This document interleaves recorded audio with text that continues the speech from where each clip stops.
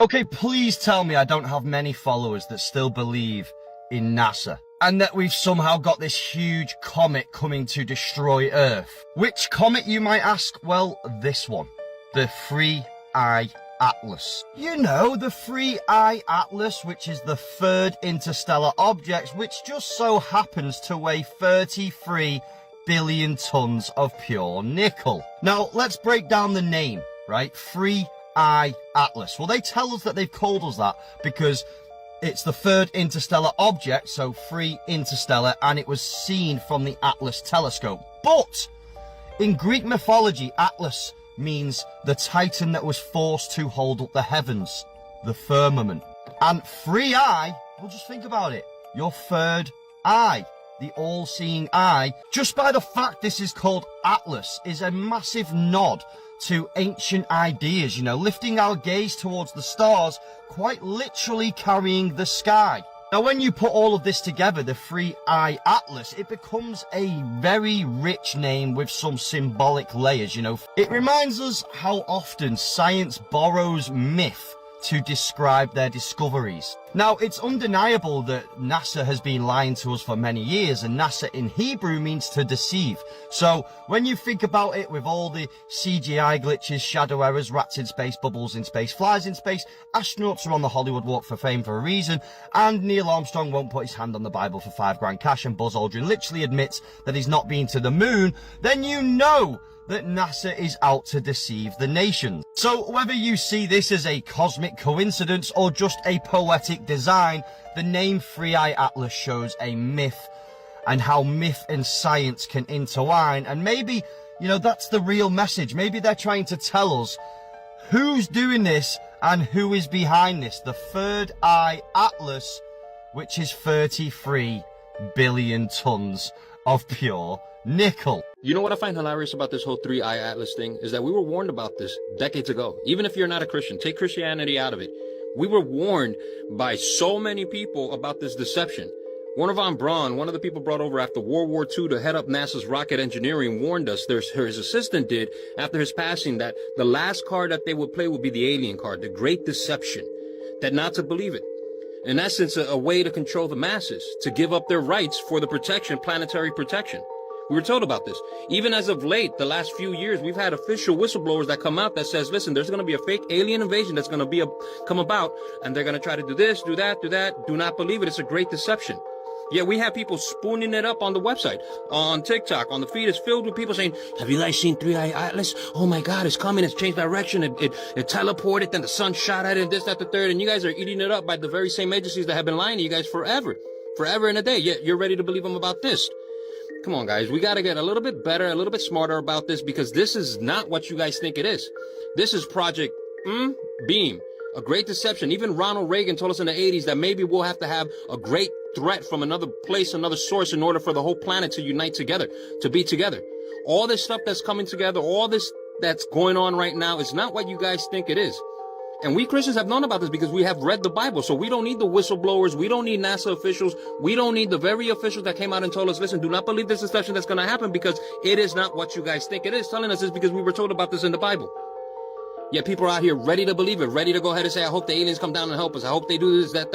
They're aliens. They're demons, people. Semantics is playing a real big trick on you guys, and you guys want to spoon everything up with the exception of Christianity and God and Jesus Christ, which is King and is the way, the truth, and the life, and there is no way to heaven but by Him. I find this whole thing humorous and hilarious.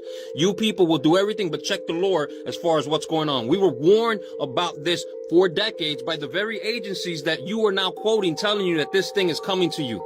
Wise up, people. Get on the boat to Christianity and heaven, or be left on the shore of hell and damnation. Your window is closing quick. Come here. When we expose to the world the true Earth, flat Earth, it will destroy everything, but in a good way. You see, people out there for decades upon decades have been making a huge amount of money on these lies. Everyone from NASA to the movie industry, TV shows, music, school curriculum. Think about the amount of money that will be taken away from these people. And now you understand why there is also a concerted push to make sure that flat earthers are called crazy and that we are shut down, that is why the devil doesn't want us to show God exists. Because not only does it prove that everyone has to be accountable for their own actions, but we actually take away their financial income. Good.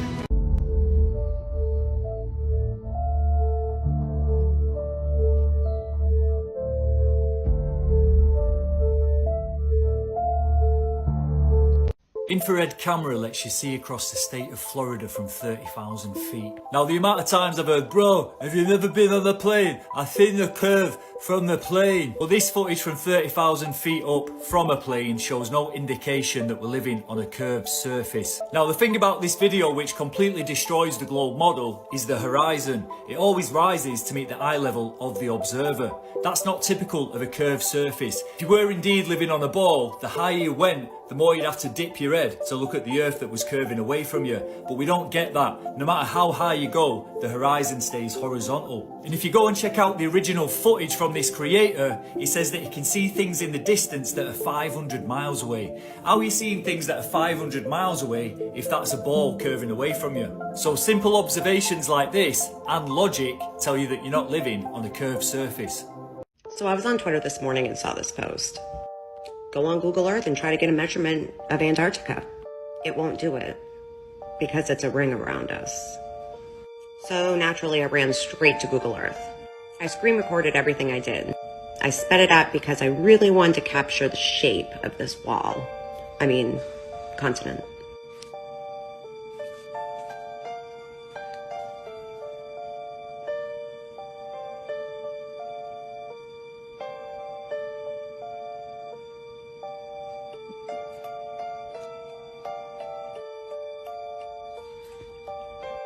Yeah. Now to cover all my bases, this is what I did next.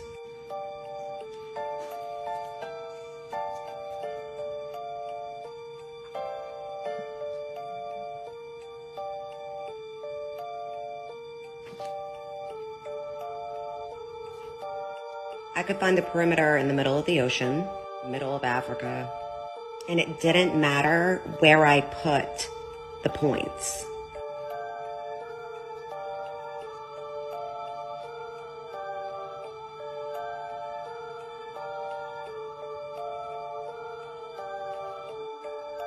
Right in the middle of the continent.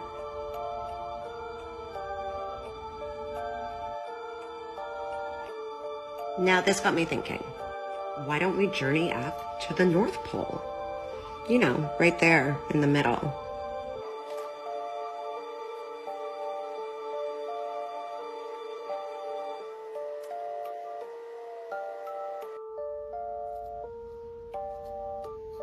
I'm like speechless.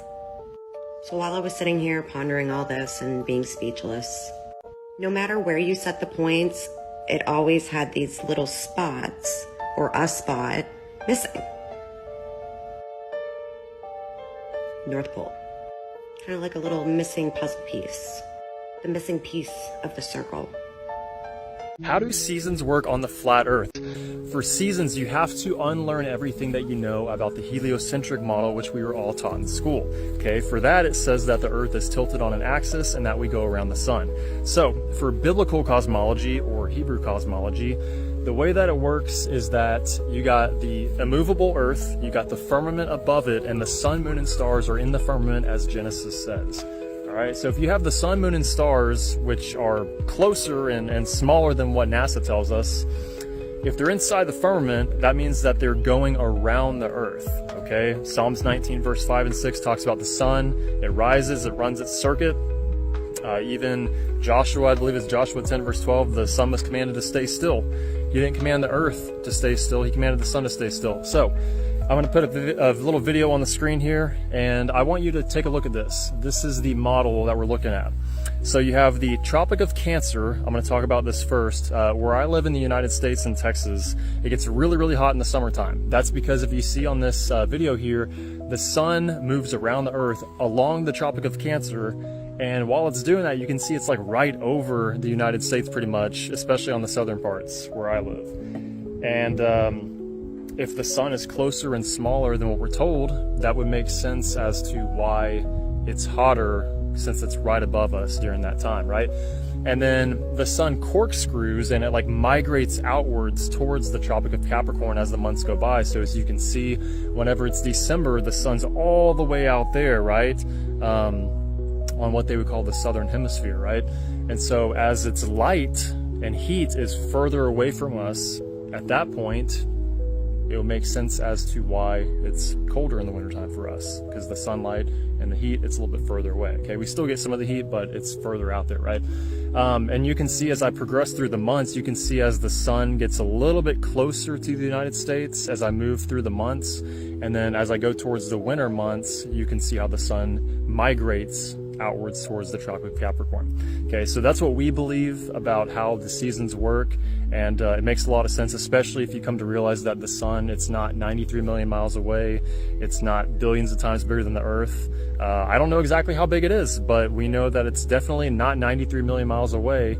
It's closer, and especially as you can see here in this video with this amateur high altitude weather balloon, they attached a non-fisheye lens camera to it. You can see that there is a local hot spot right under the sun, which proves that the sun is closer than what we're told. And by the way, this picture as well, whenever you see on a cloudy day how the sun rays come through the clouds at those angles where they're dispersing, those are crepuscular rays, and if you triangulate those rays back to the source, that shows us as well that it's not 93 million miles away. It's a lot closer than what they tell us. So anyways, I hope that answers your question.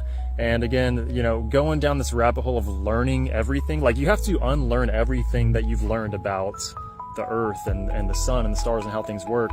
And whenever you're relearning something, it's very different, right? It's abnormal. You're not used to it. So it is a little bit tricky to kind of have to learn things that you've never known before. But once you learn these things, you start to realize that it makes more sense than what the mainstream science and NASA tells us about how day and night works, how seasons work, all these different things. There was a time where I thought conspiracy theories were stupid. And I also thought that people that believed in conspiracy theories were also stupid. Now, during this time, I didn't know God. I didn't believe in Jesus Christ. But as time went on and my life went on, and after a little event that happened in 2020, I think we all know what event I'm talking about, COVID, I started slowly waking up to the world and slowly started questioning things as time went by. Now, at first I didn't want to accept these things. I wanted to push back on them, and I wanted to be in denial. But, you know, I just couldn't after a certain while. The more I woke up to things. And at the time, I didn't know that it was God waking me up. I didn't know that it was God guiding me. Now I know, and I'm so thankful. But at the time, I didn't. But that's kind of what I wanted to get at and talk about.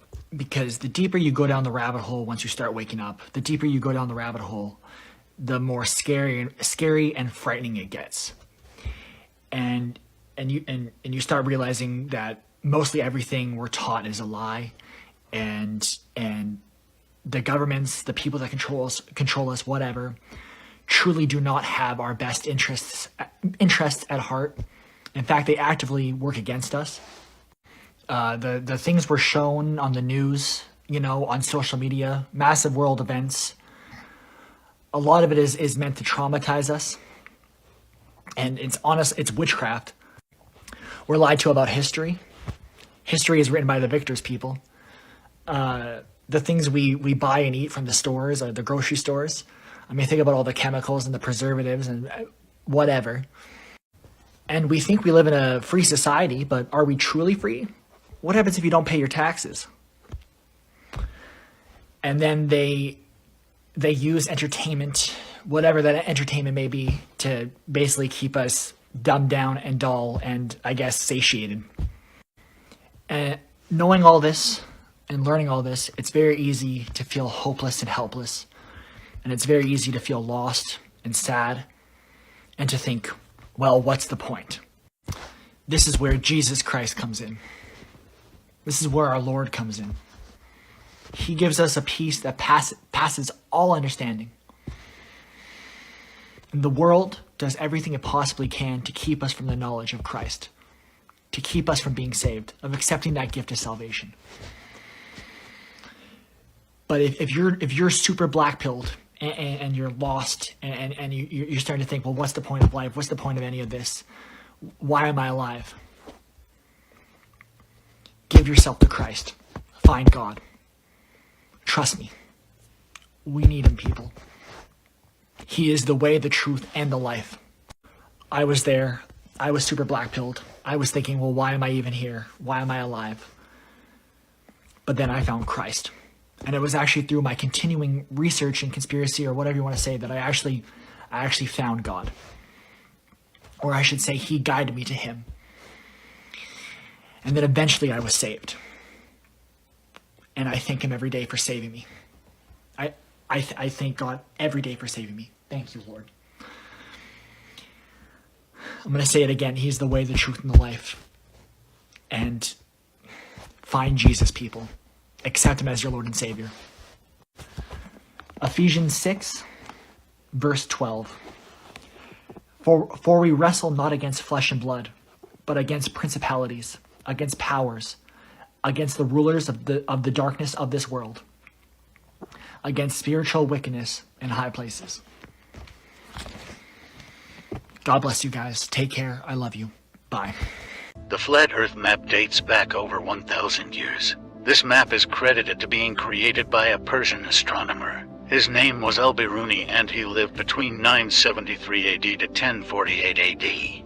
It's the official map of the United Nations and also the United States Geological Survey. It used to be present in many places before the creation of NASA and the Antarctic Treaty in 1959. Here you see it with Admiral Byrd.